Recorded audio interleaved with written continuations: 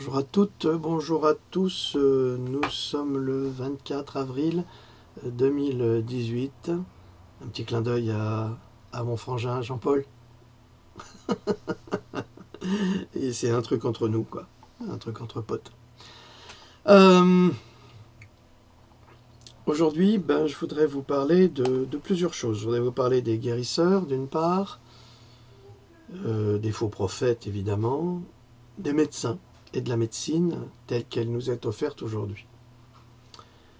Comme vous le verrez dans Pandora 4, que je suis en train de terminer, vous comprendrez très aisément que les citoyens de ce monde se détachent de plus en plus de la médecine à cause de ces échecs. Alors qu'est-ce que ça veut dire, les échecs de la médecine? Eh bien, nous sommes face à un monstre qui s'appelle la médecine allopathique et qui nous garantit tous les succès par rapport à nos pathologies. Nos pathologies qui sont induites par notre mode de vie, par notre alimentation, par l'eau que nous buvons ou que l'on nous fait boire, par les vins phosphatés, par les fruits et légumes qui sont pleins de pesticides et de poisons, par ces chemtrails diaboliques qui nous assassinent, partout en fait, partout notre environnement. Nous sommes rendus malades à dessein par notre environnement et par les mêmes qui possèdent la médecine, c'est-à-dire que c'est les laboratoires pharmaceutiques. Vous regardez Bayer qui a soi-disant fusionné avec Monsanto, mais Bayer a toujours fonctionné avec Monsanto. Il faut comprendre que c'est une affaire qui date depuis très longtemps. Monsanto a toujours travaillé avec l'armée américaine en ce qui concerne les produits toxiques, bactériologiques. Et Bayer a travaillé pour les nazis de façon très très étroite, entre autres avec le Zyklon B qui a servi dans les chambres à gaz. Alors évidemment c'est discuté, il y en a qui disent que oui, il y en a qui disent que non, mais ceux qui sont morts, ils peuvent peu répondre. Donc, et il y a des gens qui sont morts. C'est toujours très compliqué. Moi, j'ai beaucoup de mal avec tout ça parce qu'il y a quand même 6 millions de personnes qui sont parties en fumée. C'est énorme.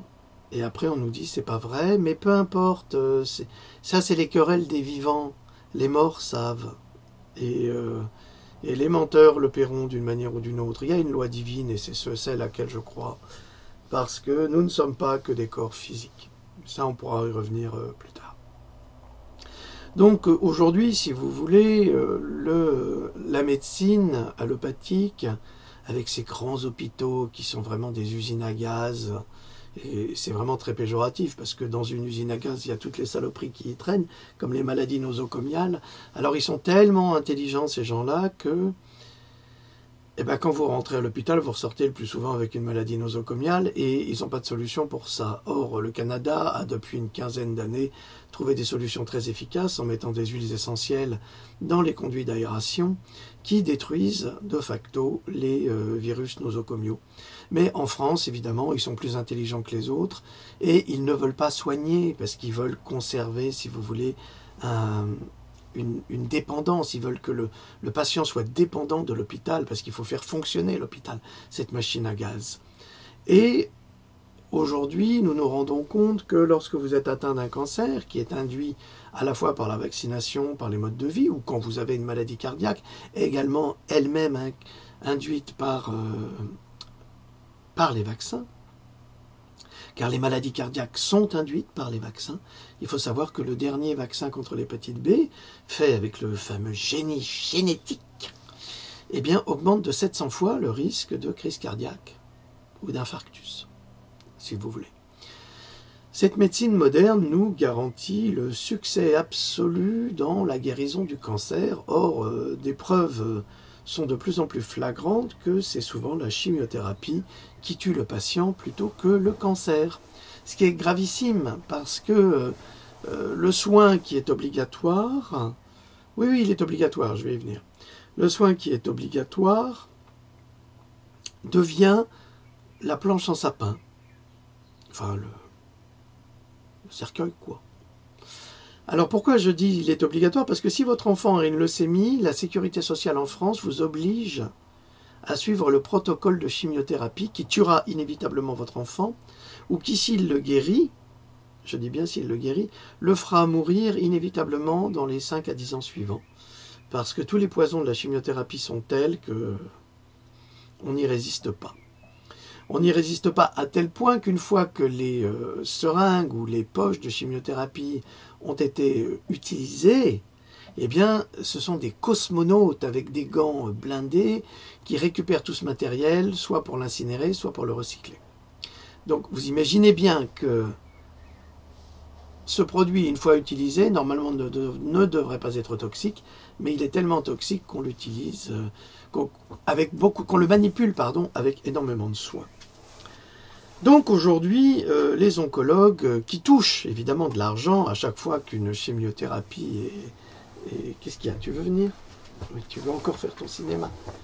Mais tu me salis toujours mon pantalon. Allez, hop. Allez, hop. Allez. Allez, installe-toi. Voilà, c'est bien. Installe. Ah non, c'est pas la peine de faire le malin. C'est très bien. C'est bien comme ça. Donc, les oncologues touchent de l'argent. Aux États-Unis, ils touchent beaucoup, beaucoup d'argent pour faire une chimiothérapie. D'ailleurs, un médecin américano-syrien a été condamné, enfin, après 10 ans de pratique et après avoir gagné 160 millions de dollars sur des cancers qu'il avait diagnostiqués pour vendre des chimiothérapies qui n'en étaient pas. Alors, il était américano-syrien, ça ne veut pas dire que parce qu'il était syrien, c'était un voyou. C'est simplement un homme qui était un voyou, c'est tout. Et un très mauvais médecin d'ailleurs, un assassin. Quelqu'un qui n'avait aucune pitié pour ceux qu'il soignait. Donc, mais ça arrive aussi en France, hein, vous inquiétez pas, on a les mêmes. Et c'est des Français, hein. C'est pas une question d'ethnie, c'est pas une question de religion, c'est juste une question de corruption face à l'argent. Donc, les chimiothérapies, nous le savons aujourd'hui, et nous le savons depuis les années 90, hein, on sait que les chimiothérapies ne fonctionnent pas à 94%. Alors ça, c'est pas une révélation que je vous fais aujourd'hui, je l'ai déjà faite. Bon, allez, vas-y, va voir ton frère. Voilà, et il est parti. J'avais déjà fait cette révélation dans Pandora, il y a quelques années. Donc c'est une étude qui avait été menée par l'OMS sur les résultats des chimiothérapies dans le monde, et on s'était rendu compte que ça ne fonctionnait pas. Pourquoi? Parce que la chimiothérapie est synthétique et que le mal qui touche le patient est biologique. Ah oui, c'est différent. Sauf que maintenant, comme ils font des vaccins synthétiques avec des OGM, donc des organismes génétiquement modifiés, eh bien, le cancer devient automatiquement OGM. Et ils fabriquent non seulement le cancer, mais ils fabriquent aussi les moyens pour le soigner. Et en fabriquant les virus du cancer à travers les vaccinations obligatoires que notre maudit, diabolique, sataniste et satanique président Petit Bokassa, premier empereur des mouches, présentement, je vous l'annonce, eh bien, nous allons générer une quantité de nouveaux cancers qui vont rencontrer, à mon avis, une certaine forme de succès au niveau de la médecine allopathique, tout simplement parce que, en induisant le génie génétique dans les vaccins et en créant un cancer qui est synthétique, eh bien, enfin, la chimiothérapie, après 100 ans d'âge, pourra répondre éventuellement favorablement. Alors vous allez me dire, bah, c'est un succès. Ben non, c'est pas un succès, c'est un crime contre l'humanité, puisqu'en fait, on provoque une maladie en la soignant, ou en la guérissant bon an, mal an. Parce qu'une fois que vous serez guéri, si vous mourrez d'autre chose, on dira, mais on a guéri votre cancer. Donc on assassine toujours les gens. Donc vous comprenez le système de pensée qu'ont les médecins aujourd'hui et les laboratoires, parce que c'est essentiellement lié aux laboratoires. Alors s'il y a une cible à abattre, ce sont les laboratoires. Les laboratoires qui ne font plus d'études sur les antibiotiques, ce qui est bien dommage, parce qu'on en aurait besoin, et qui ne favorisent que les médicaments qui tuent et qui assassinent. Donc ça, c'est un exemple. Et souvent, quand vous avez un cancer, on va vous dire, écoutez, on va vous prendre à part. Écoutez, j'ai un nouveau protocole révolutionnaire. Si vous voulez, on laissera sur vous. Alors comme vous êtes condamné avec votre cancer, vous vous dites, bah oui, j'ai un nouveau protocole, ça va me soigner, ça va me guérir. Vous voyez l'inversion du langage. C'est-à-dire que on vous a induit le cancer à travers les vaccins, à travers les médicaments, à travers les chemtrails, à travers l'eau, à travers une quantité de poisons. Et ensuite, on vous propose de vous empoisonner davantage avec un protocole révolutionnaire qui est censé marcher. Alors, concernant les protocoles révolutionnaires, on sait guérir le cancer depuis les années 30, 1930. Vous allez me dire, mais c'est pas possible. Eh bien, si, c'est possible. On a toutes les preuves, et à chaque fois que les médecins, chercheurs, savants ont découvert les moyens de guérir le cancer, eh bien, on les a persécutés, on les a assassinés, on s'en est débarrassé. Vous allez me dire, ben c'est dégueulasse. Eh oui, c'est dégueulasse, mais c'est le monde dans lequel nous vivons. Nous avons laissé le pouvoir à des monstres et à des criminels en costard, avec une belle cravate, un balai dans le cul, ça c'est évident, hein, ça c'est sûr. Hein. Et beaucoup de haine, parce qu'ils ont de la haine. Regardez, le petit Bokassa, il a beaucoup de haine pour les citoyens, et surtout pour les pauvres. Parce que lui, lui il triche, c'est un tricheur, il a manigancé, et c'est ça qui est dommage. Je vous rappelle qu'en tant que ministre du budget, il a quand même oublié de déclarer 500 000 € quand il a réparé sa maison, enfin restauré sa maison au Touquet. Rien que ça, il pouvait ne pas être éligible. Mais la loi en France n'existe pas pour les puissants, puisque ce sont les puissants qui font la loi. Mais c'est pas des types comme le petit Bokassa, lui c'est rien du tout. C'est Pinocchio, hein. Son nez s'allonge dès qu'il parle, il n'a aucune valeur humaine, et encore moins de valeur politique. D'ailleurs, il est moqué dans le monde entier. Je peux vous assurer qu'en Allemagne, on se moque de lui, mais on le ridiculise au quotidien. C'est un homme sans expérience, sans compétences et sans capacité à régner comme il le souhaiterait, parce que lui veut régner. Régner comme le prince. Ben non, ça ne marche pas comme ça. Il a été traité de petit Napoléon par une députée européenne portugaise qui ne les avait pas ensablés. Ça, je peux vous l'assurer. Alors maintenant que nous savons qu'on peut guérir le cancer et que Big Pharma fait tout pour détruire non seulement les machines, alors pourquoi on va parler de machines, on va y venir, non seulement les machines mais les soignants, en France, hein, et en Amérique aussi, hein, parce que ça s'est passé en Amérique, hein, Royal Reef avec sa machine à fréquence et son microscope à plasma révolutionnaire, a guéri 7 personnes en stade terminal du cancer tout de même. Ce que ne faisait pas la chimiothérapie, ce que n'a jamais fait la chimiothérapie.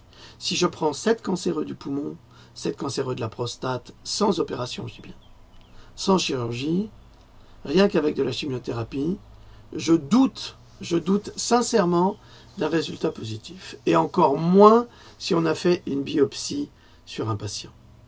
Parce que ça, c'est une déclaration de l'université de Harvard, c'est dans Pandora 1, hein, c'est dans celui-là. C'est dans celui-là, ou dans son petit frère, le second qui se trouve derrière moi, mais j'ai mes petits personnages dessus, donc c'est pas la peine. Alors, est-ce que c'est ce bout? Ah bah voilà, excusez-moi, là je suis distrait parce que j'ai retrouvé ce livre dont je vous parlais hier, à propos des guerres bactériologiques, c'est celui-ci. Donc là-dessus, il y a toutes les preuves également que les États, et surtout l'Amérique, la CIA et ces organisations criminelles comme les ONG qui travaillent pour la CIA, on le voit bien avec le flux migratoire, hein, l'Italie a arrêté un bateau qui appartenait à une ONG qui allait directement chercher les migrants en Libye pour les ramener en Italie. Et il a fallu qu'un commissaire soit infiltré dans ce bateau après 6 mois d'enquête pour qu'on puisse les arrêter et montrer la malversation, parce qu'il y a 5000 migrants qui arrivent à Lampedusa tous les jours en Italie. Quand je vous dis que ce n'est pas un flux migratoire, mais une attaque fomentée par le clan Soros, et d'ailleurs la Hongrie essaye de faire une loi anti-Soros, et pourtant Soros était hongrois, hein, Il est né en Hongrie dans les années 30. Mais c'est devenu un diabolique, un sataniste international. D'ailleurs, il l'a dit lui-même, j'en ai parlé dans un de mes livres. Il dit qu'il se prend pour le diable, qu'il se prenait pour le diable. Mais c'est le diable absolu, c'est un monstre. Et tout ce qu'il veut, c'est détruire l'Europe. Détruire l'Europe, pourquoi? Parce que l'Europe s'éveille. Regardez ce qui se passe aujourd'hui à Birmingham, en Angleterre, c'est catastrophique. Hein. Les émigrés africains prennent les armes, sortent les machettes, les couteaux, ça découpe tout le monde. Enfin, c'est assez sordide. Et c'est ce qui nous guette. Hein. C'est ce qu'avait dit d'ailleurs Bachar el-Assad à propos de la Libye, et même ce qu'avait dit Kadhafi, il l'avait dit aussi. Il avait dit que si je tombe, l'Europe est morte. Et c'est le cas. C'est le cas, sauf qu'en France, vous ne vous en rendez pas compte. Ils ne veulent pas que vous le sachiez. Mais regardez Paris, c'est une véritable poubelle. Les migrants que l'on ne peut pas loger dorment dans la rue, sur les trottoirs. C'est absolument épouvantable. Épouvantable pour eux, déjà, parce qu'on n'a pas le droit de recevoir des gens en souffrance et de les conserver. Enfin, de les conserver. C'est pas conserver, ça, c'est entretenir la haine de ces pauvres gens contre une société qui est plus favorisée qu'elle.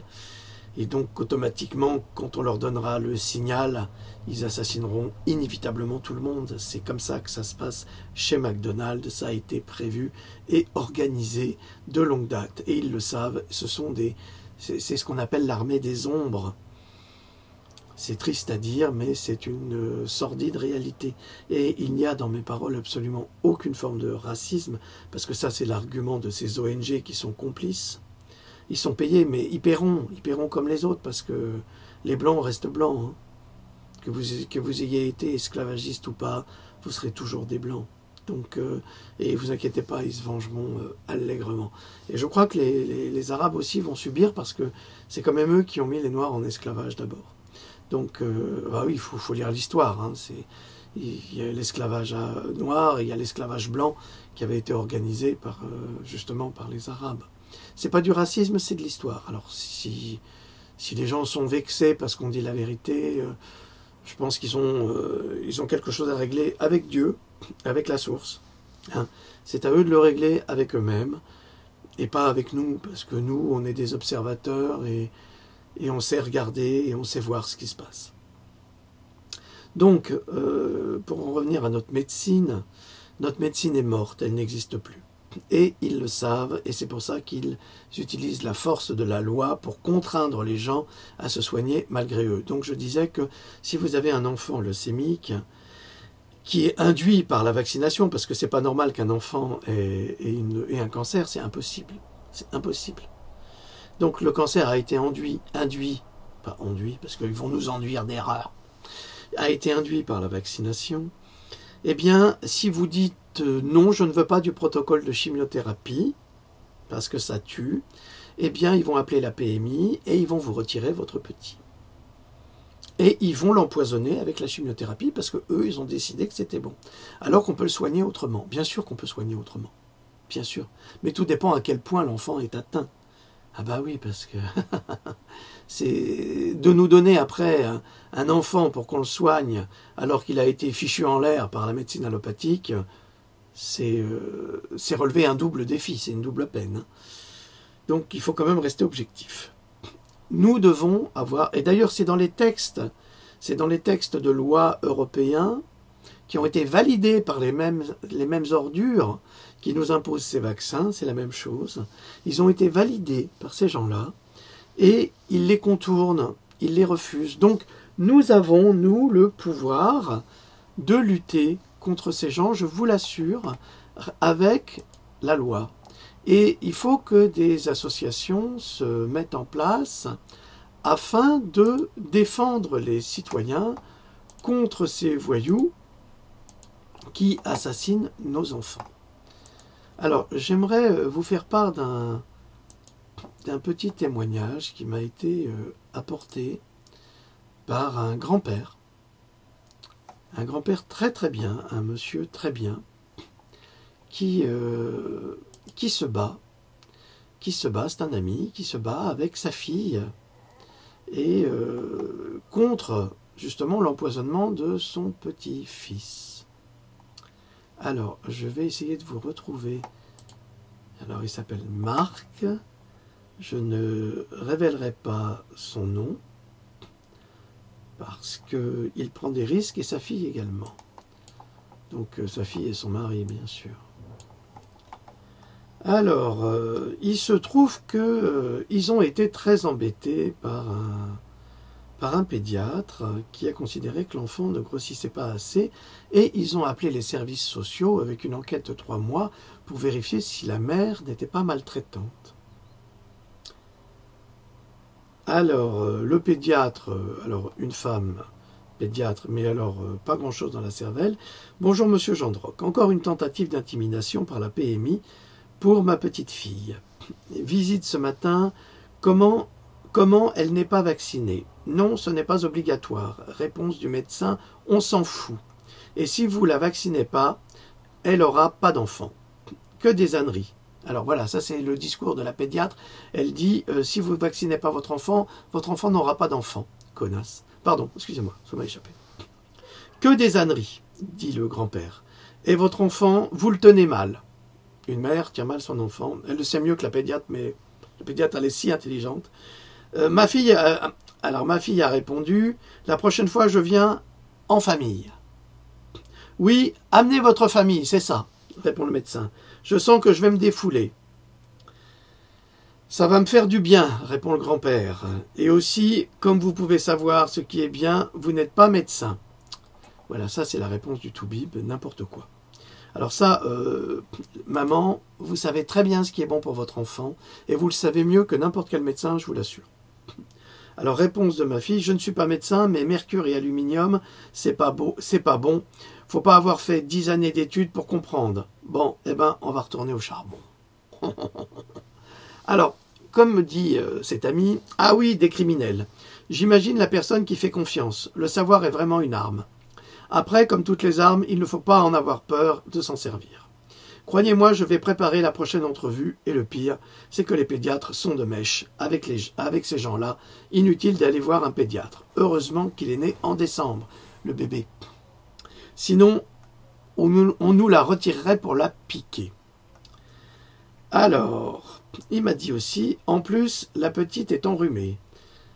Et elle ne l'a même pas vue. C'est-à-dire que la pédiatre n'a même pas vu que la gosse était souffrante. La seule chose qui l'intéressait, c'était les vaccins. Ben, c'est normal, hein, 7 € par vaccin, on en fait une flopée, on est content, on gagne du pognon. Alors, j'ai posé une question parce que soi-disant le bébé n'avait pas pris de poids. Et j'ai demandé si sa fille n'avait pas eu une montée de lait. Et elle dit si au début, mais à leur goût, le bébé ne grossissait pas assez vite. Qu'est-ce que je vous ai dit hier? Ils veulent supprimer l'allaitement, alors que c'est la meilleure source d'alimentation et de protection pour le bébé. Bon, ça, tous les médecins, normalement, devraient vous le dire. Mais c'est les nouvelles normes. Alors ça fait des milliards d'années, enfin des millions d'années que les hommes sont sur cette terre. Ça fait des millions d'années qu'ils soignent et qu'ils élèvent leurs enfants de cette manière. Et maintenant, ça serait plus bon. Alors on va dire aussi aux chiens, aux chats et à tous les animaux mammifères qui allaitent, ben c'est pas bon. Ah, les bébés phoques? Ah non, non, il faut plus téter le sein de votre mère. Non, c'est pas bon. Nestlé va vous apporter du lait. Du bon lait. Oui, oui, absolument. Donc c'est ça qu'on va faire. Et les veaux qu'on retire à leur maman, qu'est-ce qu'ils boivent? J'aimerais bien savoir. On va leur donner du lait qu'on a pris à leur mère? C'est ça? Non, c'est pas possible. Il y a quand même quelque chose d'aberrant dans ce monde, dans cette société. On marche sur la tête. Sur la tête. Alors, le petit a stagné 3 ou 4 jours de suite. Et après, ça a été l'hospitalisation, examen. Et comme ils ne trouvaient rien, ils ont déduit qu'elle l'avait privé de manger. Une mère qui prive son enfant de manger, avec des parents comme elle a, et un mari comme elle a, ça m'étonnerait. Non, il y avait autre chose. Et je m'en suis douté, et j'ai eu la réponse. Donc ils sont passés au tout biberon. C'est tout bénef pour Nestlé, parce que c'est que du lait OGM, faut le savoir. Et ça fait vraiment pleurer les enfants, parce que ça leur déchire les entrailles. Ah, ça fait pas plaisir à dire, je vous assure. en lui disant qu'elle n'avait pas assez de lait, et en plus, ils ont fait un signalement, 3 mois d'enquête sociale, visite au psy, chez le psy, pardon, pour voir si la maman n'était pas dérangée. Tout ça parce que le petit, enfin la petite, pardon, a stagné 3 jours en poids. Et ils avaient marqué sur son dossier, pour charger la mule, que le petit avait perdu 500 grammes. Heureusement, j'avais des photos de la courbe de poids. Lors de l'enquête, j'ai dit, si vous lui enlevez l'enfant sous prétexte qu'il a perdu 500 grammes, ce qui est faux, je vous attaque en diffamation avec la courbe de poids et le journal de chaque jour pour authentifier. Du coup, classement sans suite. Donc vous voyez, ça correspond à ce que dit Farida Belhoul, à ce que dit Être en liberté. Ils veulent voler vos enfants. Et ils useront de tous les prétextes et de toutes les excuses malhonnêtes pour le faire. Il est temps d'attaquer ce gouvernement.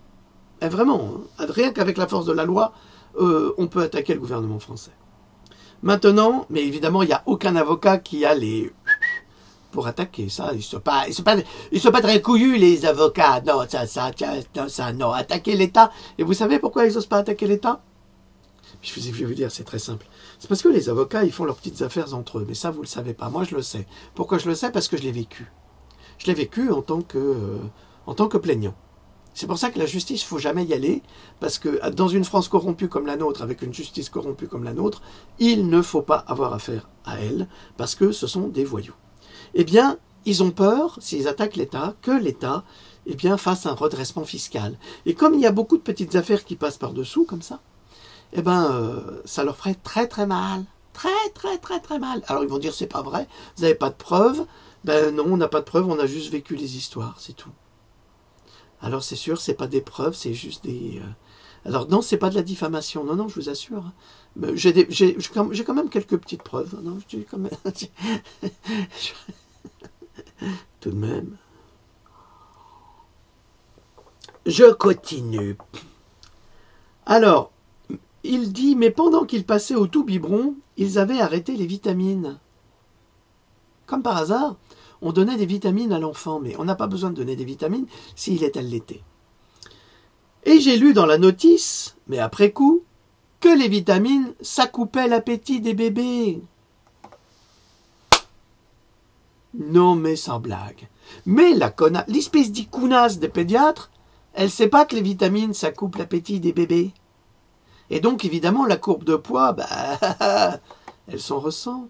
Donc, ils savent, ce sont des incompétents, mais c'est pas nouveau.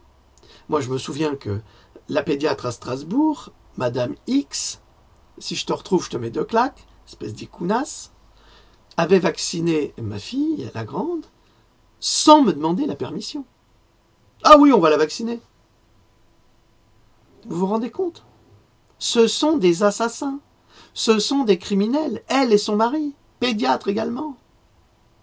Alors si vous me revoyez là, revoyez-moi bien, Madame X. Vous êtes vraiment une garce, je vous le dis, une sacrée garce. Et je me demande simplement, combien avez-vous d'enfants autistes sur la conscience? Évidemment, vous ne le savez pas parce que vous êtes une ignorante. Voilà ce que j'ai à vous dire. Alors, ça c'est un petit témoignage d'un ami, Marc, et de sa petite fille, pardon, parce que j'ai aussi une dame qui m'a parlé de son fils, et c'est à peu près du même acabit. Donc, évitez les vaccins coûte que coûte pour vos enfants, évitez les soins chez les médecins parce que ce ne sont pas des bons soins. Pourquoi? Parce que les produits qu'ils utilisent sont toxiques. Le professeur Aven, avec un autre professeur, le professeur Debré, député, qui était député, ont écrit un livre sur les médicaments à éviter. Et il y en a une flopée, vous ne pouvez pas imaginer. J'ai publié dans Pandora 3 des listes, justement, de médicaments à éviter. C'est des médicaments qui tuent et qui assassinent. Donc, le problème des médecins, c'est que ce ne sont plus des médecins. Vous prenez un médecin, aujourd'hui, qui sort de l'école, vous l'envoyez en Syrie, il ne sait pas soigner. il ne sait pas soigner. Parce qu'il est habitué à travailler avec un arsenal de protocoles qu'on lui donne. C'est même la sécurité sociale qui lui donne un fascicule de protocoles. Et avec ce protocole, et je peux le prouver moi-même. Et je vais vous raconter une anecdote. Je revenais de Corée, il faisait moins 15, et j'avais des problèmes urinaires. J'avais des problèmes urinaires. Et je ne comprenais pas pourquoi. Donc je vais voir un médecin dans mon village. Alors tout de suite, là, la nana, elle sort un gant. Je lui dis, alors ça, docteur, vous pouvez ranger le gant immédiatement. Mais pourquoi, monsieur Gendroc? C'est le protocole. Eh bien, vous savez, le protocole, vous savez où je me le carre. Je m'en fiche, vous rangez votre gant immédiatement. Elle ne m'a pas posé de questions, pas vraiment. Elle ne m'a pas vraiment demandé pourquoi j'en étais là. Et elle m'a dit, écoutez, monsieur Gendroc, quand même, je suis très embêté parce que nous, on a des protocoles. Je lui dis, et la phytothérapie? Ah, mais moi, j'y connais rien en phytothérapie, c'est pas mon travail. Moi, j'ai des protocoles que je dois suivre, et si on ne suit pas les protocoles, ben, on est perdu. Donc, en clair, on n'a pas des médecins en place. On a juste des applicateurs, comme des tampons applicateurs, qui vont appliquer les protocoles de la sécurité sociale, où tout est expliqué. Pathologie, protocole. C'est-à-dire que vous avez mal, vous pissez tout le temps, on va te foutre un doigt dans le derrière, on va bien fouiller, on va faire, on va aller jusqu'au bout, hein, et puis on va dire, ah ben t'as mal là, ah oui je sens qu'il y a quelque chose, puis alors ils vont prendre un malin plaisir à vous foutre un doigt dans le derrière, parce qu'il faut être vraiment un sacré vicieux pour s'amuser à faire ça. Alors évidemment on peut vérifier, mais il y a d'autres moyens de vérifier, ne vous inquiétez pas. On n'est pas obligé de passer par là, il suffit d'avoir une certaine forme de logique, déjà, une logique médicale. Il se trouve que lorsque j'étais en Corée, on mange beaucoup vinaigré et fermenté. Ils ont du chou fermenté qu'on appelle le kimchi. Alors c'est très bon, mais le problème c'est cette hyperacidité, donc le corps rentre en acidose quand il n'est pas habitué. Parce que, évidemment, les Coréens, eux, ont les enzymes pour digérer cette acidose et puis ce piment, parce que alors là, les Coréens, question piment, les Arabes, ils n'ont rien à leur envier, hein. Ils vous en mettent.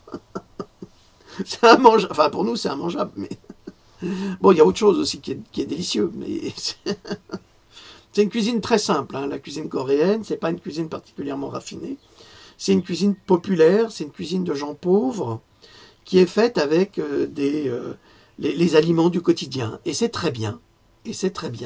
C'est des racines, un peu comme en Crète. C'est justement cette fermentation qui permet aux probiotiques de se développer et d'auto-soigner les gens. C'est pour ça qu'ils sont rarement malades. Mais à partir du moment où ils changent leur alimentation, c'est différent. Donc, j'étais en hyperacidose et je me suis souvenu que 20 ans auparavant, j'avais visité la Bretagne et on faisait des pique-niques et j'achetais des salades sopeki, si elle vous plaît, et qui étaient effectivement très acides, très vinaigrées. Et j'avais eu exactement le même problème. Et c'est face au médecin par rapport à son attitude que ça m'est revenu et que j'ai compris que j'étais en acidose. Je suis rentré chez moi avec son ordonnance d'antibiotiques alors que je lui avais dit « Mais écoutez, je ne fais pas d'infection. » « Non, mais on va quand même, c'est le protocole. » Je n'ai même pas été chercher ces antibiotiques de malheur qui ne servent à rien, si ce n'est à détruire votre flore intestinale, sans rien y apporter, surtout s'il n'y a pas de pathologie. Donc c'est un poison. Si vous prenez un antibiotique et vous n'avez rien, c'est un poison. Donc, je suis rentré chez moi, j'ai pris du bicarbonate de soude et du citron, et le problème a été réglé en 24 heures. Sans blague. Alors c'est pour ça que je vous dis, on n'a plus de médecins. Ils ne savent plus soigner, ils n'ont plus de remède. Et avec le doute, on est en train d'écrire un livre de remèdes qui seront, comment dirais-je, qui se substitueront absolument pas aux remèdes médicaux actuels, mais qui pourront aider chacun dans leur démarche ou dans leur recherche de médecine naturelle. Alors évidemment, ça sera sans doute interdit, donc je le ferai peut-être éditer dans un pays étranger. Eh ouais. Ben oui, c'est la France du 4e Reich, hein. Comme ça. C'est petit Bocassa, il lui manque plus que la petite moustache, il a déjà le toupet, voilà, et la casquette. La casquette, il doit avoir son uniforme. Il aime bien les uniformes. Il avait mis l'uniforme de pilote. À la maison, avec maman, il a mis celui de Zorro. Hein? Vas-y, je t'ai blessé, vas-y, achève-moi. Et mort de rire. Bref, passons.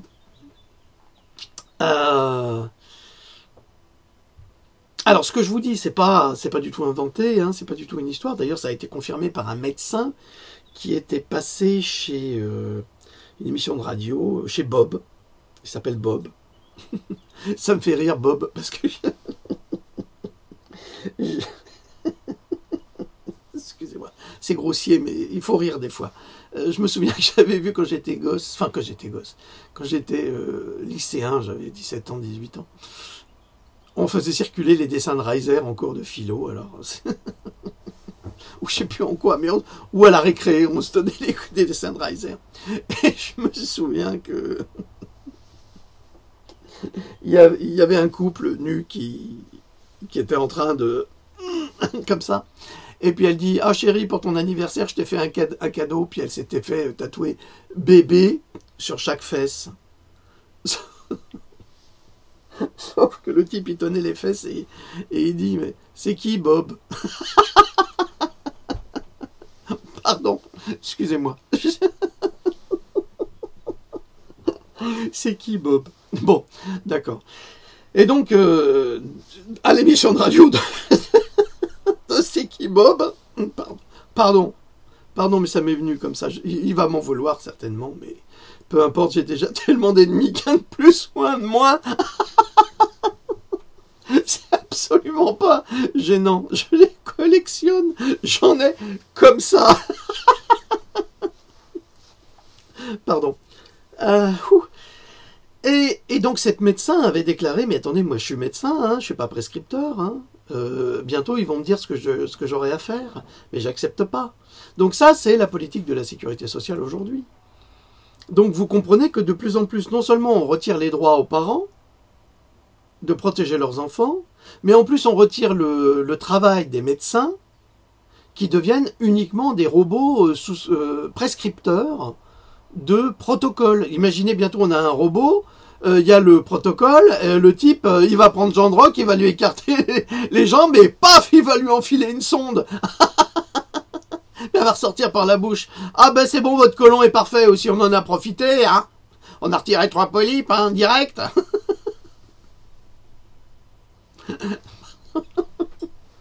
Non mais c'est ça la future médecine, c'est ça. Donc, vous avez comme ça un exemple de la médiocrité de nombreux jeunes médecins qui sont peu compétents, mais très arrogants, très arrogants. Leur réponse systématique, c'est alors si nous on n'est pas des complotistes, vous êtes médecin? Non? Alors ta gueule. Attendez, ça va là? Est-ce que vous croyez que la médecine s'est construite toute seule? Avant d'être médecin, vous étiez quoi? Vous étiez comme tout le monde. Vous avez fait une formation. Mais aujourd'hui, on se rend compte que les formations, quelles qu'elles soient, sont pas nécessairement de bonne qualité, puisque les médecins sont incapables de guérir. Ils sont incapables de soigner. C'est pour ça que de plus en plus de gens s'orientent vers les médecines naturelles. Qui a tué la médecine naturelle? C'est Rockefeller. C'est Rockefeller et ses 2 amis multimilliardaires qui ont décidé dans les années 1910, et ça je l'ai dit dans le live de Saber qui a été supprimé, mais je crois qu'on aura peut-être une petite surprise. Bon, Kitschy, son frère aboie, donc il faut qu'il y aille aussi, c'est normal. Et il va s'y mettre. Eh ben voilà, c'est la fête. C'est la fête à nous deux. Je voudrais pas être désagréable, mais il y en a qui bossent. Oui, je sais, non, mais je parle au chien. Tis-toi, Louloute, tis-toi. Donc, nous sommes dans une situation où de plus en plus de citoyens s'orientent vers la médecine douce, dite douce ou naturelle, et vous avez même des homéopathes extrêmement capables et compétents qui quittent le pays. Ils quittent le pays, pourquoi? Ben parce que nous sommes dans une...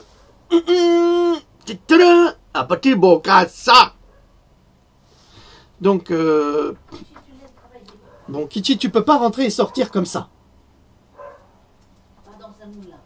Allez, allez, pas chez mémé ici. Excusez-moi.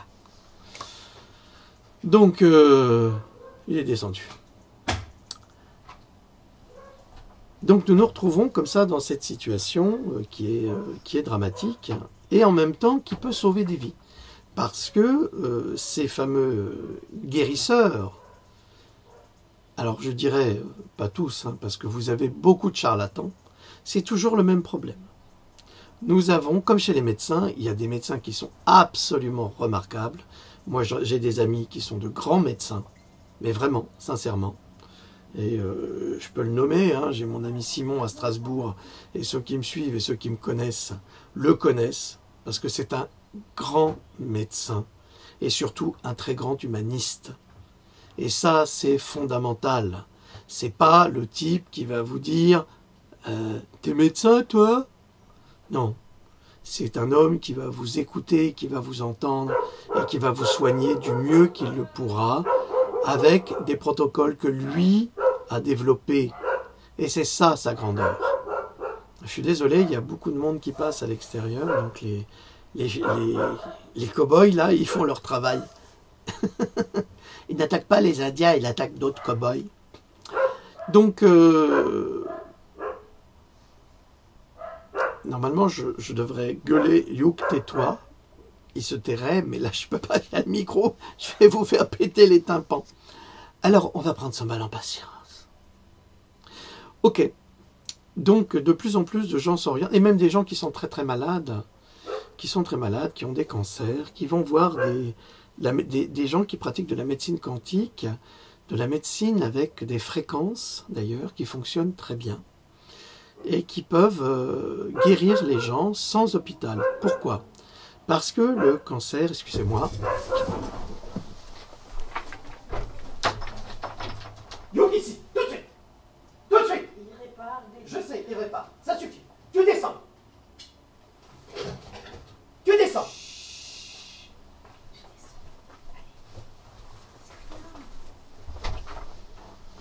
Voilà. Je sais qu'il fait son travail, mais là, moi aussi, je fais le mien. Donc, un petit peu d'eau. Donc, nous nous retrouvons dans cette situation où ces gens vont voir des médecins quantiques qui peuvent les guérir rien qu'avec des fréquences. Pourquoi? Eh bien, parce que nous sommes faits de fréquences. Et chaque organe de notre corps répond à une fréquence précise. Et la plupart du temps, lorsque vous êtes malade, c'est que la fréquence a été modifiée. Qui c'est qui a modifié pour la première fois les fréquences dans notre société? Ce sont les médecins nazis. Ils ont fait passer la fréquence de 432 Hz, ils l'ont montée. Et ils ont commencé à perturber et le cerveau et les organes. Or, si avec une fréquence, on restitue l'état d'origine, l'information, eh bien, le corps se remet, fait un reset. C'est comme quand vous redémarrez votre ordinateur. Donc cette médecine-là, évidemment, les laboratoires n'en veulent absolument pas. Pour quelle raison? Eh bien, c'est très simple.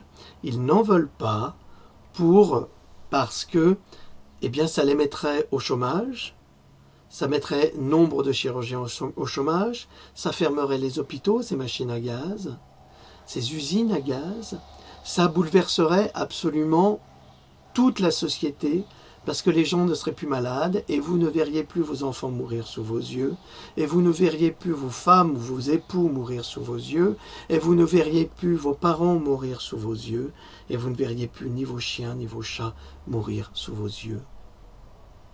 Et ça, c'est très gênant pour des gens qui ne pensent qu'à l'argent. Vous comprenez? Donc on est dans ce registre de l'argent. Et tant qu'on sera dedans, ben on ne pourra pas soigner. Parce que la fréquence de l'argent, qui est une fréquence vide, ne fonctionne pas avec le don du soin. Et un médecin qui pense d'abord à l'argent, à sa clientèle, parce qu'aujourd'hui il parle de clientèle, quand un médecin revend, enfin part à la retraite, il revend sa clientèle. Ça veut dire que vous êtes vendu, il vous vend. Alors il va vous dire, mais oui, mais je l'ai acheté. T'avais qu'à te la faire tout seul, ta clientèle. Donc vous êtes vendu, nous sommes vendus. Est-ce que vous vous rendez compte de ce que ça veut dire? C'est absolument scandaleux, c'est une honte absolue. Eh bien, on ne peut pas guérir et on ne peut pas soigner dans ces cas-là. Et quand vous rentrez dans des cabinets médicaux où tout est magnifique, tout est beau, on dirait des galeries d'art, déjà vous pouvez avoir un doute. Pourquoi? Parce que si on a suffisamment d'argent pour investir dans son cabinet et mettre des œuvres d'art et de se croire justement dans une galerie parisienne, c'est qu'on prend beaucoup d'argent à ses patients. Beaucoup. Réfléchissez à tout ça. Donc, je vous parle de ces médecins quantiques et je vous parle aussi des grands voyants.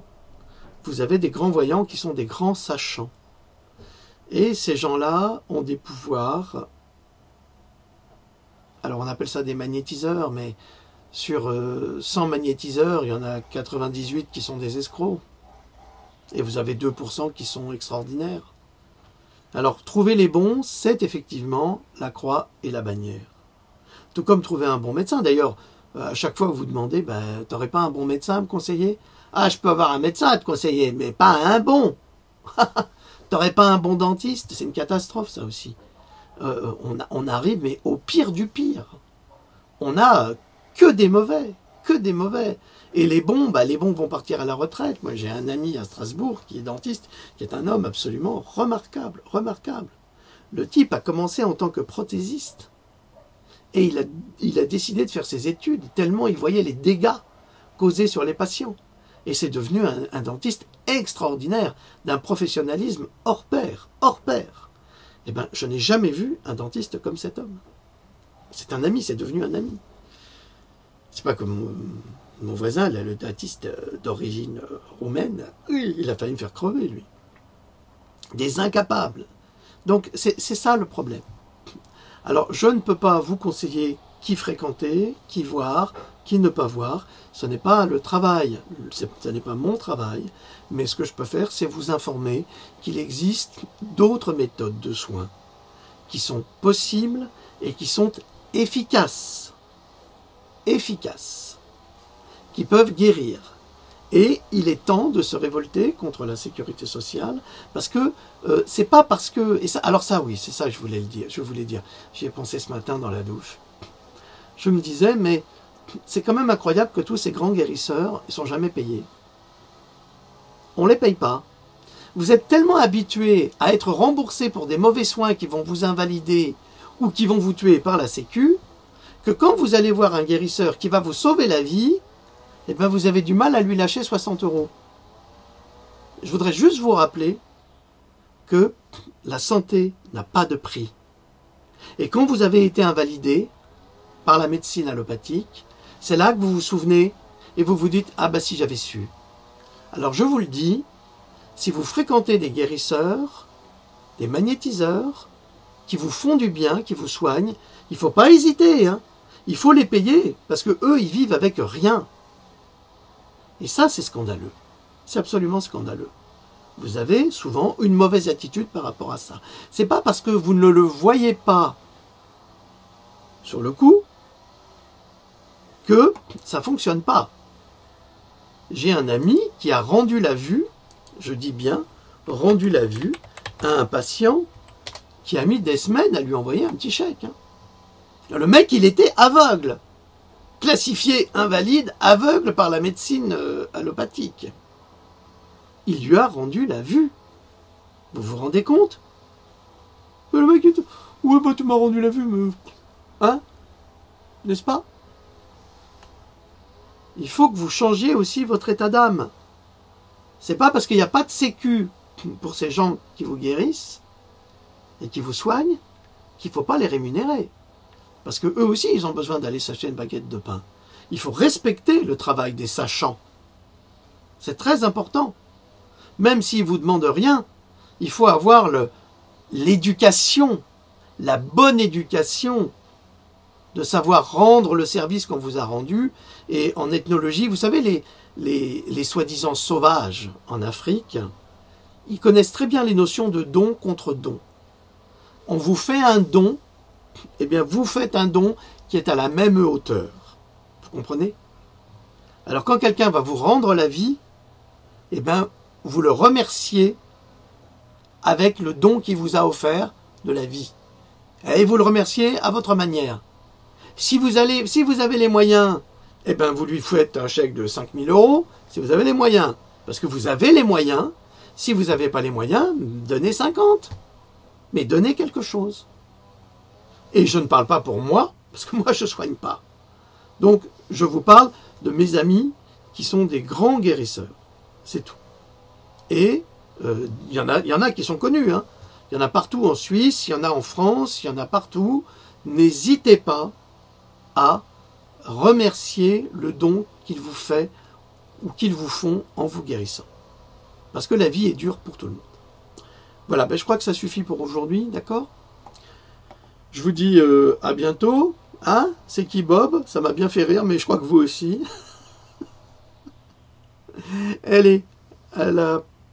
Non, pas encore. Je voudrais vous dire que Putain de Radio, que vous pouvez retrouver sur Internet, a fait des reportages actuellement dans les ZAD. Et c'est très intéressant parce que c'est des choses que vous ne verrez pas ailleurs. Alors informez-vous. L'information a déjà été censurée sur Facebook, oui, et sur YouTube. Donc cherchez Putain de Radio par tous les moyens et informez-vous sur ce qui se passe parce que nous sommes en France du 4e Reich. On n'a pas le choix, c'est comme ça, on y assiste et on va droit dans le mur. Voilà, je vous dis à très très bientôt, je vous remercie de m'avoir écouté, j'espère que c'était instructif pour vous, comme ça l'était pour moi. Donc je vous dis à plus tard. Salut à tous.